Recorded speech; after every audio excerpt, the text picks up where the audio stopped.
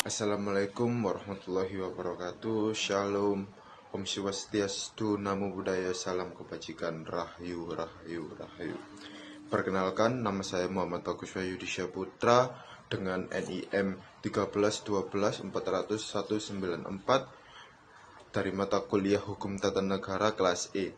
Di sini saya akan memberikan hasil diskusi kelompok kami tentang pengertian Constitutional Engineering. Constitutional Engineering merupakan proses mendesain dan membentuk ulang konstitusi serta struktur ketatanegaraan untuk menciptakan sistem dengan pemerintahan yang stabil dan demokratis. Konsep ini muncul dari pemahaman bahwa desain kelembagaan politik mampu menentukan keberhasilan suatu demokrasi, sebagaimana tercermin dalam sejarah berbagai bangsa. Adanya di Indonesia, proses constitutional engineering terlihat jelas dalam amandemen UUD 1945 pasca reformasi 1998. Perubahan konstitusi ini mengubah sistem otoriter Orde Baru menjadi demokrasi modern dengan perubahan seperti memperkenalkan pembatasan masa jabatan presiden, pembentukan Mahkamah Konstitusi, serta penguatan perlindungan hak asasi manusia. Perubahan Mahkamah Konstitusi serta penguatan perlindungan hak asasi manusia perubahan tersebut menunjukkan bagaimana rekayasa konstitusi dapat menjadi alat transformasi politik yang powerful. Dan ada juga proses constitutional engineering melibatkan 3 aspek utama. Yang pertama, desain kelembagaan yang menentukan bentuk pemerintahan, baik presidensial, parlementer, maupun hybrid. Kedua, mekanisme pengawasan kekuasaan melalui sistem checks and balance untuk mencegah penyalahgunaan wewenang. Ketiga, sistem referensi politik yang menjamin keadilan melalui mekanisme pemilihan umum yang tepat. Assalamualaikum warahmatullahi wabarakatuh. Shalom, Om Swastiastu, Namo Buddhaya, salam kebajikan, Rahayu, Rahayu, Rahayu. Perkenalkan, di sini nama saya Maulidia April Andrianingrum dengan NIM 1312486 dengan mata kuliah Hukum Tata Negara kelas E. Di sini saya akan melanjutkan materi yang telah disampaikan oleh rekan saya mengenai Constitutional Engineering. Constitutional Engineering, proses yang digunakan oleh aktor politik untuk merancang hukum yang lebih tinggi dan biasanya tetapi tidak selalu ditentukan dalam dokumen tertulis formal dengan diberi label konstitusi. Setiap contoh rekayasa konstitusi harus berurusan dengan pertanyaan dasar tertentu tentang organisasi dan proses. Itu menunjuk siapa yang akan terlibat, kapan keterlibatan itu terjadi, dan bagaimana para aktor akan melanjutkan dalam merumuskan, membahas, dan menyetujui sebuah teks.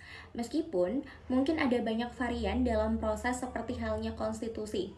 Beberapa pola umum muncul, ini adalah upaya sadar untuk menciptakan struktur politik yang stabil, efektif, dan sesuai dengan nilai-nilai yang diinginkan. Pembuatan konstitusi terjadi dalam tahap-tahap yang dapat dilihat. Beberapa halnya diantaranya menyerupai proses legislatif yang biasa dikenal oleh banyak perancang di negara-negara demokrasi yang mapan. Desain skematis dari fase-fase tersebut mungkin mencakup dalam berurutan mobilisasi kepentingan dan kepentingan tandingan, perancangan, konsultasi, musyawarah, adopsi, dan ratifikasi. Tahap-tahap yang berbeda tersebut berinteraksi dengan kemungkinan aktor yang mungkin mengisi peran untuk membuat matriks opsi bagi para perancang. Namun, proses ini tidak selalu berjalan mulus. Tantangan utama muncul ketika desain konstitusi menimbulkan efek tidak terduga, dimanipulasi untuk kepentingan kekuasaan, atau gagal mengakomodasi keragaman masyarakat. Disinilah peran Mahkamah Konstitusi menjadi krusial. Melalui kewenangan melakukan judicial review dan menyelesaikan sengketa kewenangan lembaga negara. Assalamualaikum warahmatullahi wabarakatuh. Salam Om Swastiastu, Namo Buddhaya, Salam Kebajikan, Rahayu. Perkenalkan, nama saya Ramadan Yusuf Marta Guevara dengan NIM 1312188 dari kelas Hukum Tata Negara dari kelas E. Di sini saya akan melanjutkan materi yang telah disampaikan oleh kedua teman saya. Pada hakikatnya, constitutional engineering adalah seni menyeimbangkan antara stabilitas dan fleksibilitas, antara kekuasaan dan kontrol, serta antara kepentingan mayoritas dan perlindungan minoritas. Seperti karya arsitektur besar, konstitusi yang baik dan mampu menopang bangunan demokrasi sekaligus cukup lentur untuk beradaptasi dengan perubahan zaman. Keberhasilan tidak hanya ditentukan oleh kecanggihan desain hukumnya, tetapi juga oleh kesediaan para aktor politik untuk menghidupkan nilai-nilai konstitusi dalam praktik bernegara sehari-hari. Dengan demikian, constitutional engineering adalah proses kompleks yang melibatkan berbagai pertimbangan politik, sosial, dan hukum untuk melanjutkan sistem politik yang stabil dan efektif sesuai dengan tujuan yang diinginkan. Nah, itu dia merupakan rangkuman tentang materi pengertian constitutional engineering. Selanjutnya akan masuk pada materi tentang dasar hukum constitutional engineering dalam putusan MK yang akan disampaikan oleh teman saya. Assalamualaikum, salam, Om Swastiastu, Namo Buddhaya, Salam Kebajikan, Rahayu. Perkenalkan, nama saya Yusia Christian Pakpahan dengan NIM 13124000196 dari mata kuliah Hukum Tata Negara kelas B. Seperti yang teman saya katakan sebelumnya, di sini saya akan menyampaikan materi tentang dampak positif dan negatif dari constitutional engineering bagi Indonesia. Pada putusan Mahkamah Konstitusi nomor 62 pengujian Undang-Undang tahun 2024 menjadi salah satu dasar hukum penting yang membahas constitutional engineering di Indonesia. Dalam putusan ini, Mahkamah menyatakan bahwa ambang batas pencalonan presiden atau presidensial threshold sebesar 20% kursi DPR bertentangan dengan semangat konstitusi, terutama dalam hal keadilan dan keterbukaan akses bagi partai politik peserta pemilu. Mahkamah memutuskan untuk menghapus ketentuan tersebut dan menyerahkan kepada pembentuk undang-undang yaitu DPR dan pemerintah. Untuk apa? Untuk merancang ulang sistem pencalonan presiden yang lebih demokratis. Nah, di sini menariknya, Mahkamah tidak hanya membatalkan norma-norma, tetapi juga memberi ruang bagi pemerintah dan DPR untuk melakukan rekayasa konstitusional dalam bentuk penyusunan mekanisme baru yang tetap menjaga kualitas pemilu dan stabilitas politik.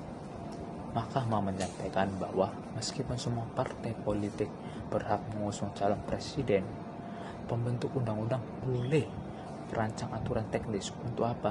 Untuk menghindari terlalu banyaknya pasangan calon atau kekacauan dalam sistem pemilu. Dalam hal ini menunjukkan bahwa Mahkamah mendukung constitutional engineering yang bertujuan untuk memperkuat sistem demokrasi, bukan untuk membatasi hak politik rakyat. Menteri Hukum dan HAM juga menyatakan bahwa revisi Undang-Undang Pemilu nantinya akan mengacu pada prinsip-prinsip rekayasa konstitusional yang disebut dalam putusan Mahkamah. Tidak ada lagi syarat berdasarkan jumlah kursi atau suara partai, tapi tetap harus ada batasan yang adil dan logis agar sistem pemilu berjalan efektif. Pendekatan ini juga menunjukkan bahwa Mahkamah memberikan arahan kepada pembentuk undang-undang agar tetap berpijak pada prinsip-prinsip konstitusi sambil menyesuaikan dengan realistis politik dan kebutuhan teknis sistem kepemiluan. Nah, serangkaian tadi itu merupakan dasar hukum konstitusional engineering dalam putusan Mahkamah Konstitusi. Dan materi terakhir tentang dampak positif dan dampak negatif pada video ini akan disampaikan oleh teman saya. Assalamualaikum warahmatullahi wabarakatuh. Salam Om Swastiastu, Namo Buddhaya, Salam Kebajikan, Rahayu. Perkenalkan, nama saya Muhammad Kayhan Citanfata dengan NIM 1312188 40187 dari mata kuliah Hukum Tata Negara dari kelas E. Di sini saya akan menyampaikan materi yang sebelumnya telah disinggung oleh teman saya, yaitu dampak positif dan dampak negatif dari constitutional engineering. Nah, di sini saya akan menjelaskan mengenai proses constitutional engineering melalui amandemen UUD 1945 pasca reformasi 1998 telah membawa transformasi besar dalam tatanan ketatanegaraan Indonesia. Di satu sisi, rekayasa konstitusi ini berhasil menciptakan fondasi demokrasi yang lebih kokoh. Pembatasan masa jabatan presiden menjadi 2 periode efektif mencegah kembalinya kekuasaan otoriter. Sementara pembentukan Mahkamah Konstitusi dan penguatan hak asasi manusia dalam konstitusi menjadi capaian penting dalam perlindungan hak warga negara. Sistem pemilu yang lebih demokratis dan kebijakan otonomi daerah berhasil mengurangi sentralisasi kekuasaan sekaligus meredam gerakan separatisme. Constitutional engineering atau rekayasa konstitusional memiliki sisi positif bagi Indonesia karena dapat memperkuat demokrasi dan supremasi konstitusi. Reformasi terhadap UUD 1945 telah membatasi kekuasaan eksekutif dan memperkuat lembaga-lembaga negara seperti Mahkamah Konstitusi dan DPR. Selain itu, rekayasa konstitusi juga mendorong partisipasi rakyat secara langsung dalam politik melalui pemilihan presiden, kepala daerah, dan anggota legislatif. Mekanisme check and balance menjadi lebih nyata dengan kehadiran lembaga pengawas seperti KPK, DPD, dan Mahkamah Konstitusi. Hal ini membuat ketatanegaraan Indonesia menjadi lebih terbuka dan responsif terhadap perubahan zaman. Assalamualaikum warahmatullahi wabarakatuh. Shalom, Om Swastiastu, Namo Buddhaya, Salam Kebajikan, Rahayu. Perkenalkan, nama saya Anissa Nur Fadila dengan NIM 13124000192 dari mata kuliah Hukum Tata Negara kelas E. Di sini saya akan menyampaikan materi yang sebelumnya telah disampaikan oleh teman saya, yaitu mengenai dampak positif dan dampak negatif dari constitutional engineering di Indonesia. Namun di sisi lain, praktik constitutional engineering juga menyisakan banyak sekali masalah. Desain sistem multipartai yang terlalu longgar justru menciptakan fragmentasi dan kesulitan dalam membangun pemerintahan yang efektif. Celah-celah dalam amandemen konstitusi terbukti rentan dimanfaatkan untuk kepentingan politik jangka pendek, seperti yang terlihat dalam revisi undang-undang yang melemahkan institusi demokrasi. Implementasi di lapangan seringkali tidak sesuai dengan idealisme konstitusi, terutama dalam perlindungan hak minoritas dan pemberantasan korupsi. Ketegangan antar lembaga negara dan tumpang tindih kewenangan menunjukkan bahwa desain kelembagaan hasil rekayasa konstitusi atau constitutional engineering belum sepenuhnya optimal. Keseimbangan antar pencapaian dan tantangan ini menunjukkan bahwa constitutional engineering di Indonesia ibarat pisau bermata dua. Keberhasilannya dalam menciptakan transisi demokrasi yang stabil patut diapresiasi. Namun berbagai kelemahan dalam implementasi dan desainnya tetap memerlukan koreksi terus-menerus. Masa depan constitutional engineering di Indonesia akan sangat bergantung pada kemampuan para pemangku kepentingan untuk belajar dari pengalaman, memperbaiki kelemahan yang ada sekaligus mempertahankan prinsip-prinsip dasar demokrasi yang telah dibangun. Constitutional engineering ini dapat menjadi kekuatan besar untuk memperbaiki sistem negara, namun juga berpotensi menimbulkan persoalan baru jika tidak dibatasi dengan semangat demokrasi dan kepentingan rakyat. Nah, itu tadi merupakan akhir dari pembahasan constitutional engineering dari kelompok kami. Kami berharap materi yang telah kami susun membuat teman-teman menjadi lebih paham tentang apa itu constitutional engineering atau rekayasa politik. Kurang lebihnya kami mohon maaf dan kelompok kami pamit undur diri. Terima kasih telah menyaksikan video ini dan sampai jumpa lagi.